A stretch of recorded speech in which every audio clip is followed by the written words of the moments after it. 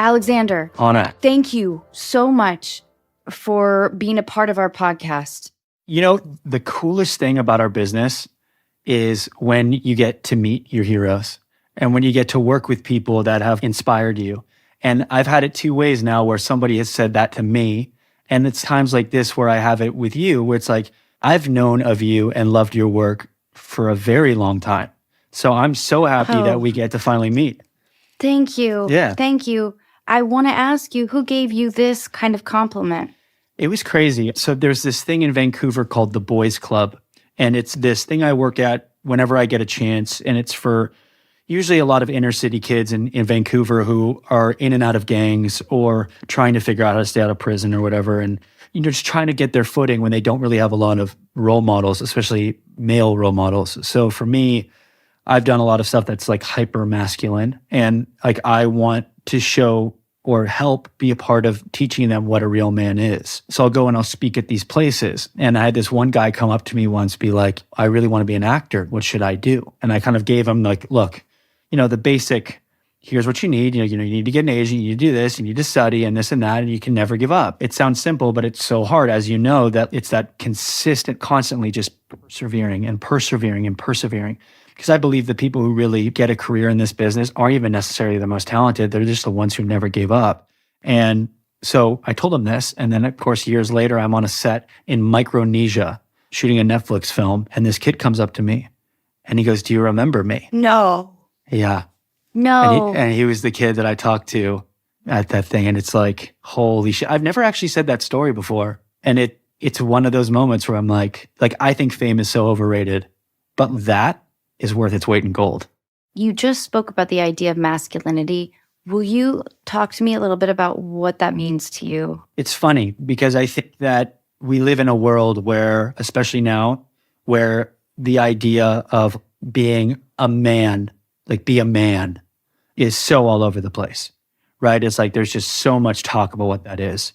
For me, and again, I can only speak for my own experience, but a real man to me is somebody who is fearlessly vulnerable, who can talk about their issues, who communicates, who tries to live with empathy. It doesn't mean that you can't be a tough guy. It doesn't mean that you can't be strong and formidable if that's what you want to be. I just think that underneath it all, the most brave people that I know are brave because they're willing to be vulnerable. That is, to me, real braveness. How did you arrive at this? I grew up with a lot of women in my family, and that really helped. I feel more comfortable around women than I do around guys, to be honest. I have a very strong mother who has believed in me since the beginning. I really wouldn't be here without her as a role model, and two sisters who I love dearly, and a brother who's incredible, and my father who's amazing in his own right. But I've always been surrounded by this real appreciation for women and just in general. And I think that naturally that kind of empathy and just things that I would say are just more naturally feminine qualities kind of bled off on me a little bit. But the truth is, I think I really started to realize that through my sobriety. Because when you go to rehab, and that's something that I did, it's actually about to be my 5-year anniversary of sobriety, but there's no magic pill. And this is what I tell people, when you're trying to get sober. You don't pay and go to rehab and you're good. You have to want that. And part of that means that you have to do a lot of the work that none of us want to do, right? You want to just push aside all those traumas or those experiences that are driving you to be a certain person. And you have to get really honest and vulnerable. And I think that was a huge turning point in my life too. Thank you for talking about that. Yeah, of course. So I just saw your movie, The Covenant. Yeah. Which addresses the aftermath of the United States military in Afghanistan and the idea that our country may not have followed through as well as we could have, which of course is a vague generalization, but could you tell me what the story meant to you? My caveat to this is everything I'm going to say is just based on my limited knowledge and experience of all of this stuff. Because politically, I wouldn't say I'm the most well-versed at understanding this. But based on this story, I think this story is really about consequences. And it's about taking responsibility for what we do. And I think that's a beautiful part of this story. That's why I was really grateful to be a part of it and why I jumped at the opportunity when I could. But at the heart of this story, it is about a man who risks his life to save another man. And the military makes a promise, because by doing that, by the interpreter saving Jake's character's life. And for our listeners, we're talking about Guy Ritchie's new movie that stars Jake Gyllenhaal, Dar Salim, Alexander, and a lot of other incredible actors. And it focuses on, well, it emphasizes the individuals who helped the U.S. and the personal repercussions they experienced. And this is a fictionalization of that idea and that concept, that we made promises that were not kept. And we left people vulnerable. We left people vulnerable. Yeah. And it's a very scary thing. Now, if somebody said to me right now, give me an example of that, I don't have a specific example. I know that on a more general term, that this has been something that has consistently been talked about. And if we talk to some of the people like in the military, they can get more specific in terms of what stories. But this movie is a summation of exactly that concept. So I read that you shot it all in Spain. Yeah. How was that experience?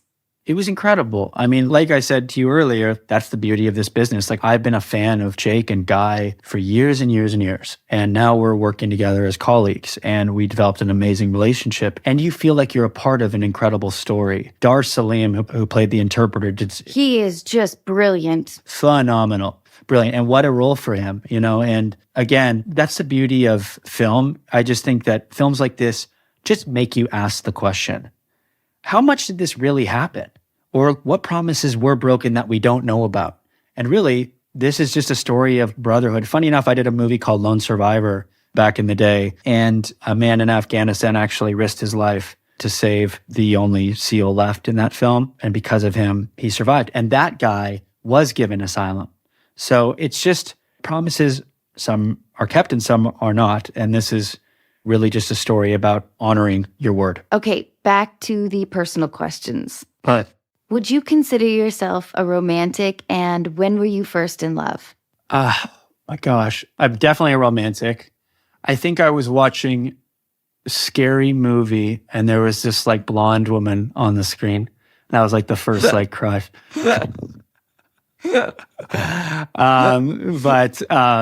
Totally. I think the first time I was in love, like puppy love, man, like I was early. Like I loved everything. But her name was Ava Appleby. Oh, what a great name. Right? I know.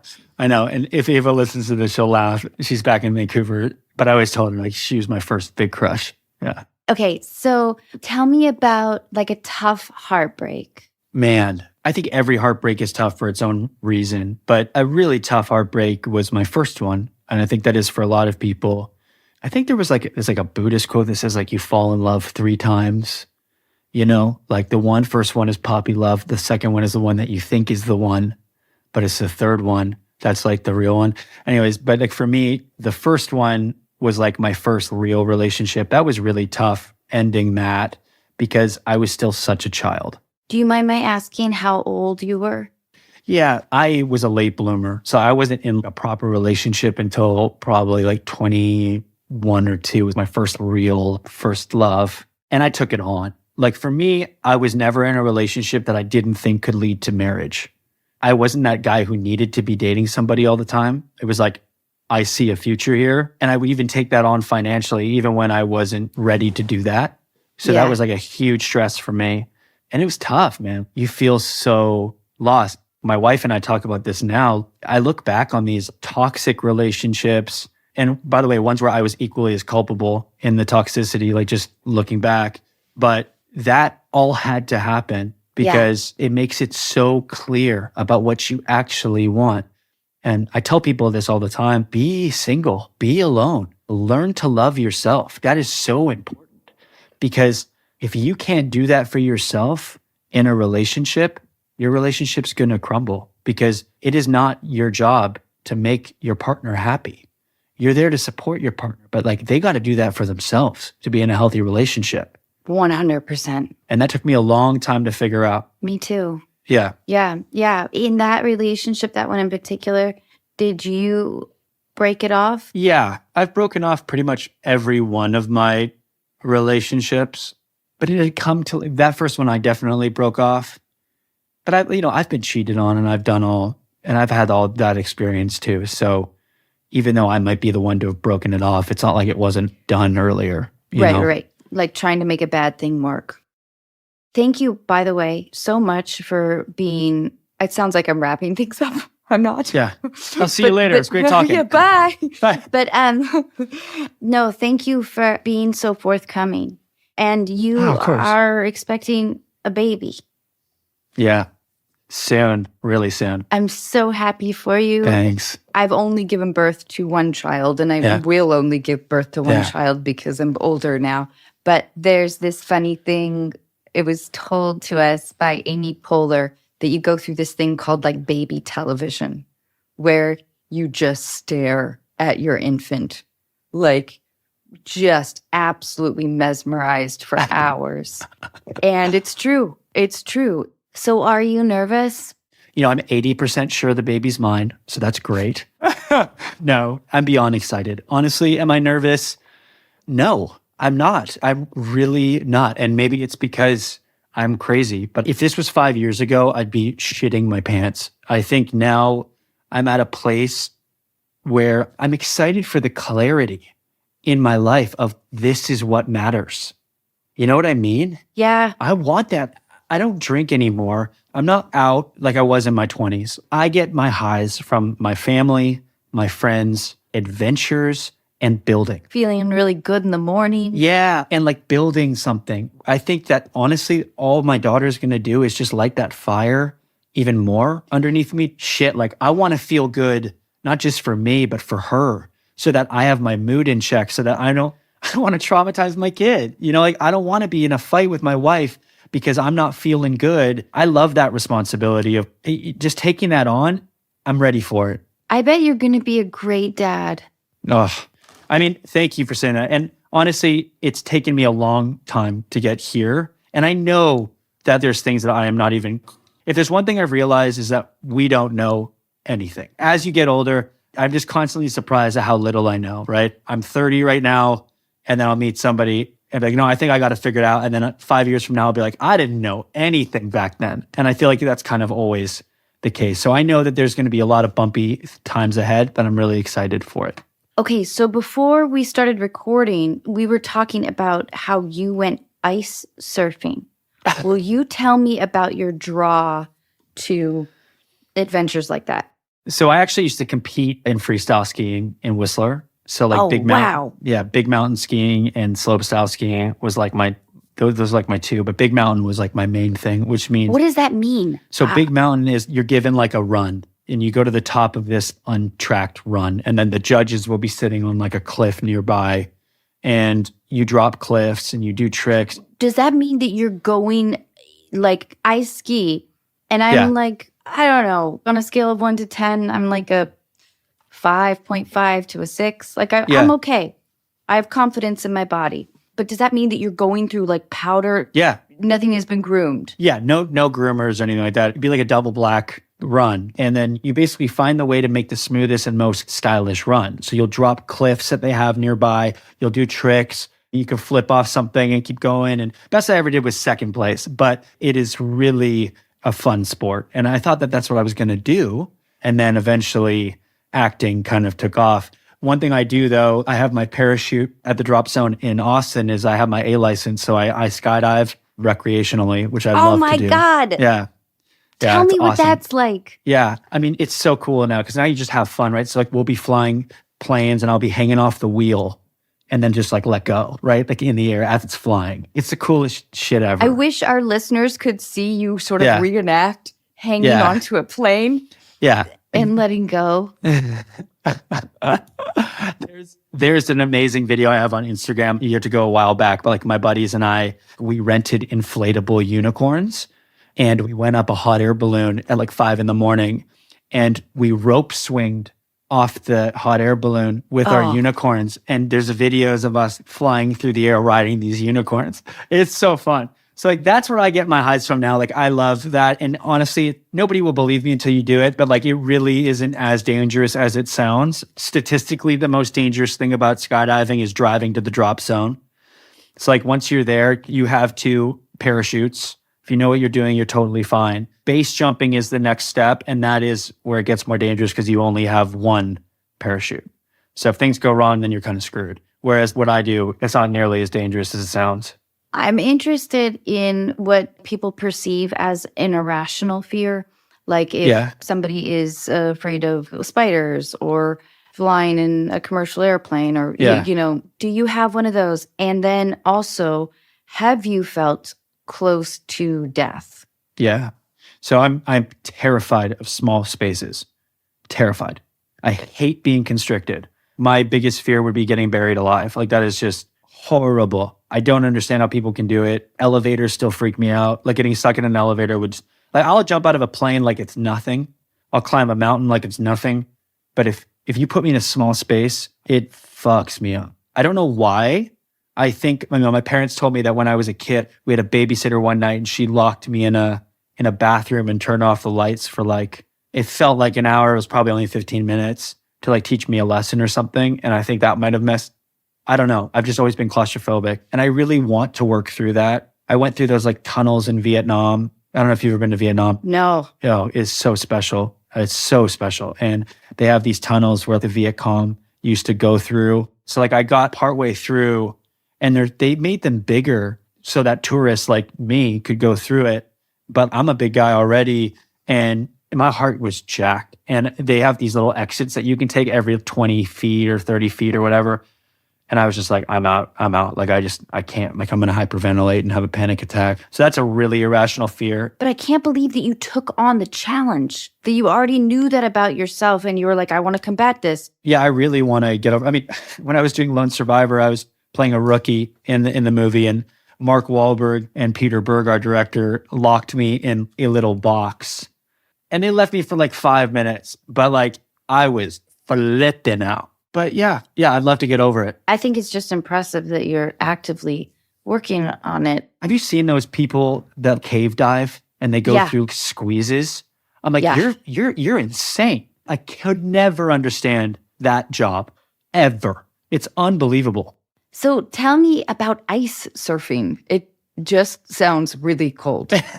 I'm not a strong swimmer and I don't trust my body in that realm at all. And especially when your heart is kind of gripped, your lungs are sort of gripped with freezing temperatures. That feels awful, I would think. But you loved it. Do you know Wim Hof? Do you know who he is?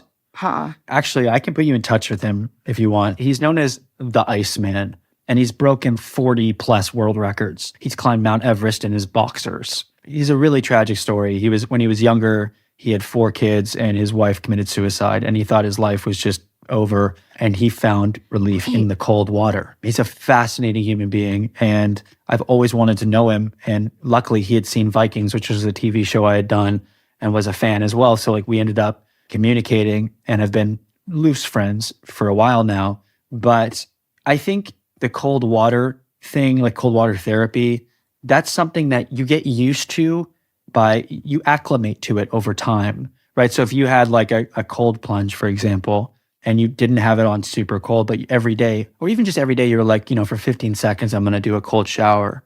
I love the cold water because it makes me feel so refreshed. Did you ever do the polar plunge? In Seattle?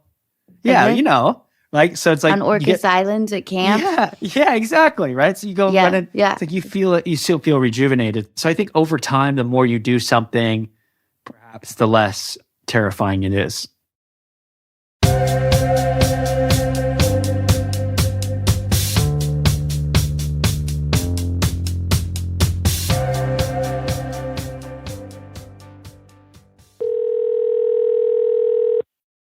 Hey, Jonas. Hello. Hey, how are you? Yeah, I'm good. How are you? Good. Hey, thank you. I'm here with Alexander Ludwig, who is just fucking rad. Jonas, I can't thank you enough for your letter. Will you tell us and our listeners what's going on? For sure. I'm looking for casual consistency. So I really love this term, by the way. Me too. It's good, right? Yeah, it's good pretty term. Good. So I think for me, it's figuring out that I'm not necessarily ready to be in a committed relationship. So I know I'm not able to give the person what they need and deserve. So I'd rather just be honest about that, but I'm still human. I still need a connection and I still need to feel like I get along with people. But it turns out that when I tell that to girls, they seem to think I'm just looking to play them. It seems like they can't believe that that's reality. They just think I'm saying it to have someone to sleep with, I think. Well, it does kind of sound like that, but let's get into it a tiny bit, if you don't mind. For sure. I appreciate your honesty, your straightforward, yeah, you want physical intimacy, you want a friend, but you don't want to necessarily plan a future. Is that correct? That's pretty spot on, yeah. I don't normally love to ask how old people are, but do you mind telling us a little bit about your situation? Sure. I'm 29 and I got out of a 5-year relationship in December. Oh, this is interesting. Okay. Yeah. So what I've been missing in life is the feeling of independence and just feeling like I can do whatever I want. It's very rarely attached to the physical aspect of a relationship. Like I don't care as much about that. But I do love, having someone to go to a farmer's market with or go to a bar on a Friday night or just that level of company, like feeling, I'm sure we all relate to the feeling of liking someone. It evokes so many feelings and it makes me feel alive, but I can tell I'm not ready for a full-on committed relationship because I just got out of one. What was your level of heartbreak when your relationship ended? I think the heartbreak was based in just losing a best friend. We both knew it wasn't really working anymore. We were like roommates more than anything.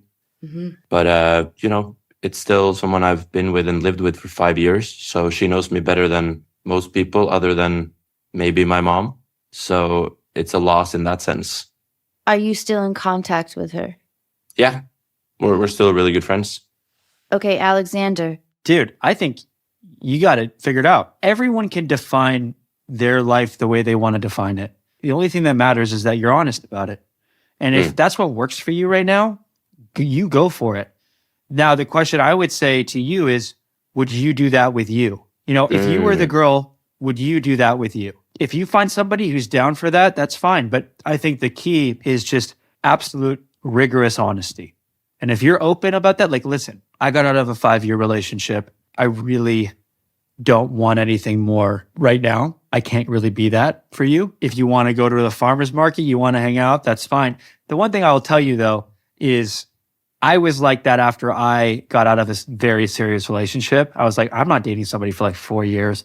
And the funniest thing is that it found me when I was in that place.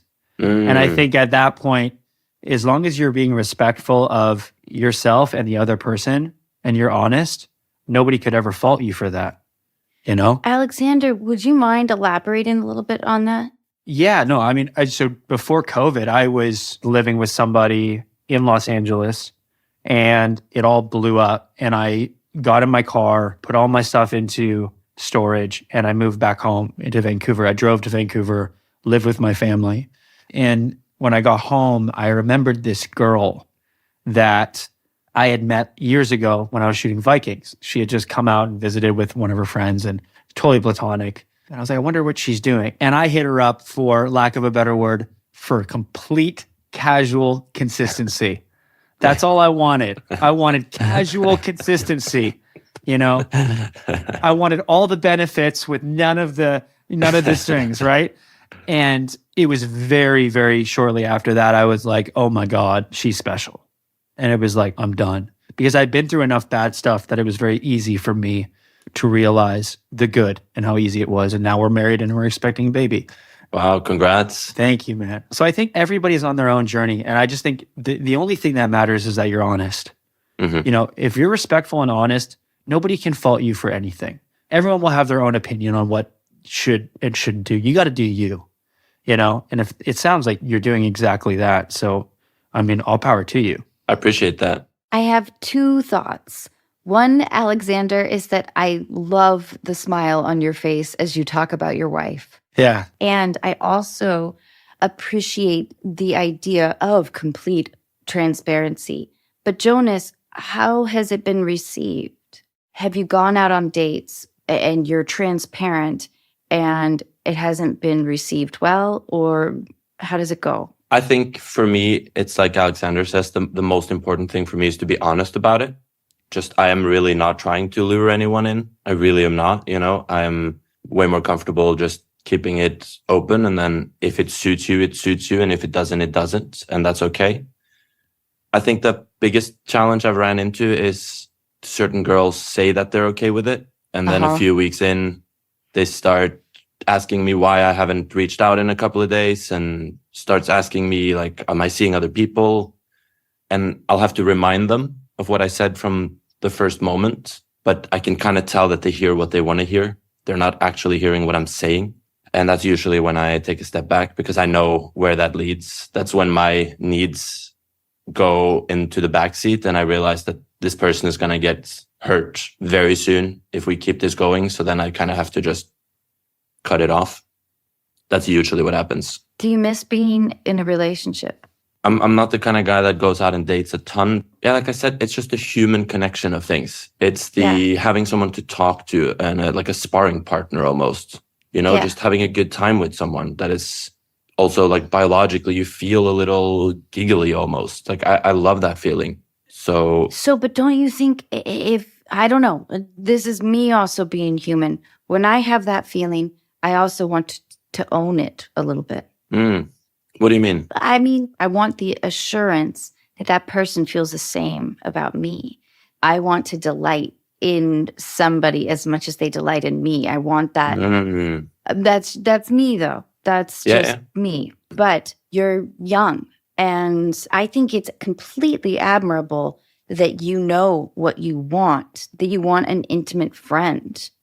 But I don't know how many other people will. I don't know. So I hear what you're saying too. Here's the thing. You're doing nothing wrong. You do you. But if my sister said that she was going to go on a date with you, I'd be like, run for the hills. Yeah. Like you should not be with this guy because he's not ready for a relationship. But I don't fault you for that at all. I think that's fucking awesome. You got to do you, man. And I think that's, to be honest, I respect the shit out of that because you're just being real. I think that is being way more of a man than doing the opposite thing, which you also could have easily done, which is saying that you are ready for something like that. Right. And then just being a scumbag. That's not you. And I love that about you.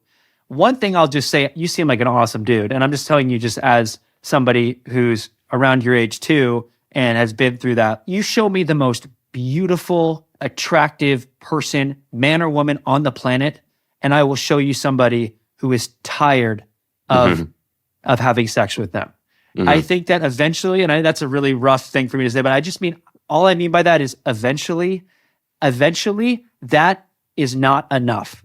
And I think that casual kind of thing, it gets old very fast. And if it's okay for you now, that's what matters. But I'm just telling you, just my own unsolicited advice is just eventually you want to find somebody who can be a partner and somebody who you can really love. And that's what took me by surprise the most out of my marriage was that the things I thought I valued when I was younger, none of them played a part in my decision to marry my wife. All that matters is this woman, I love her on a level so deep and it's so based around friendship and communication and respect.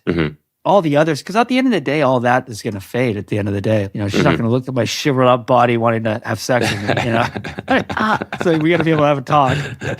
Yeah. I kind of want to go back a little bit to your ex. If you guys are still in contact, how does that sort of play out? Do you find yourself on dates where you are comparing like, oh, my ex would have understood this joke? Or how frequently does that sort of tick? Does that make sense, I guess?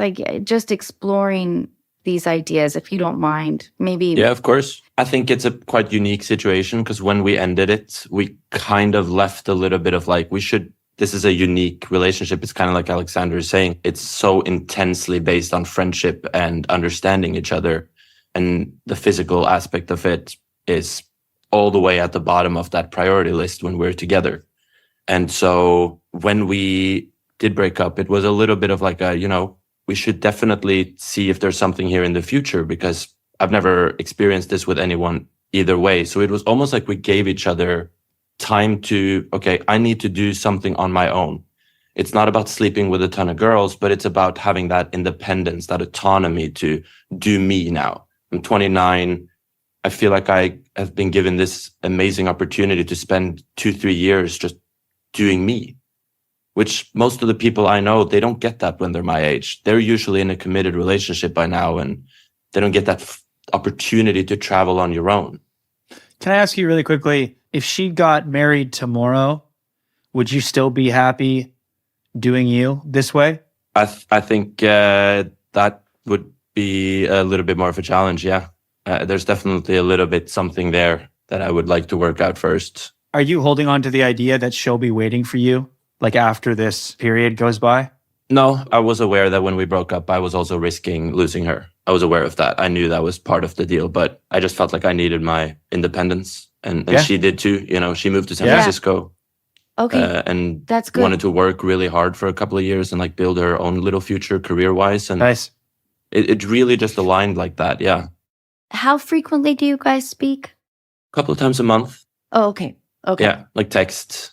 Does she reach out and say, how are you? Like, how does that look? It's like good friends. It's if she has a challenge at work or if her dad is being mean or whatever personal stuff she goes through, it's like almost like I'm a commodity in her life. Like she can use me because I know her so well that I can give her some sort of a perspective that I think would benefit her. What does your heart feel like when you see a text from her? I mean, I love her and always will love her as a person. If there's a romantic relationship there in the future, it's not there now. That's all I know. And that's all she knows as well. I'm like, dude, why are you here? You're crushing it, man. Keep doing you. It sounds like you guys both realized that at least the time for now, you guys are growing independently. Should we be asking Jonas for advice? Yes, totally.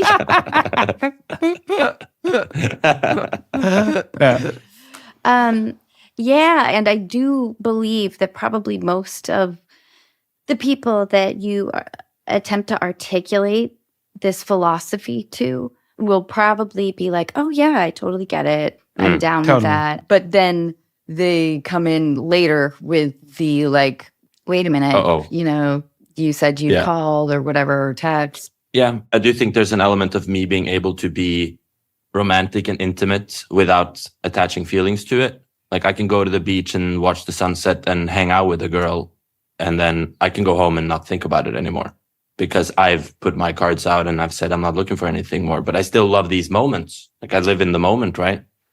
Mm-hmm. That's the hardest part for girls, I think, to not attach any sort of like, wow, this was amazing. Like I'm having a great time with this guy. Like there's no way he just will go home and not think about this, right? Because this was a really cool experience.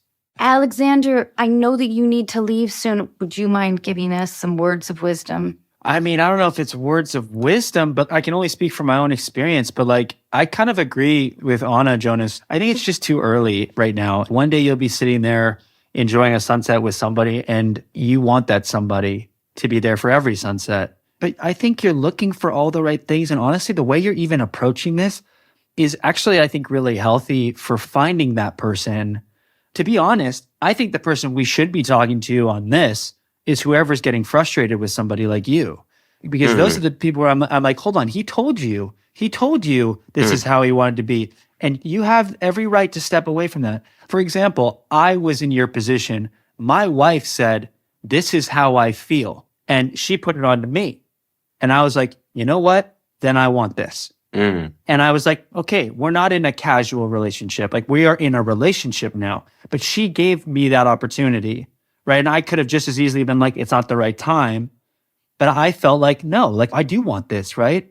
So I think that the healthiest thing you could do in any relationship, and I tell this to people when they're single, learn to love yourself. If you can get to a place where you are comfortable alone, it is the most powerful place in the world, because when you are good, it's like when you're on an airplane and they go, make sure you put your mask on first before you help somebody else. Because if we do not know how to love ourselves, we cannot love other people. And we cannot take care of our relationship. I need to know, and this is why when I take time for myself in the day, I'm not just taking time for me, I'm taking time for us. I'm like, honey, you gotta let me do this for me so that I can show up for us. Wow. Yeah. You know, I need to go to the gym. I need that time so that when I come home, I can be me. Right? It's like that kind of a communication. So, dude, keep doing you, man. If people don't feel right by that, they have every right to leave. And if you're okay with that, then boom. Yeah. You know? Wow, that's great. That's so well said.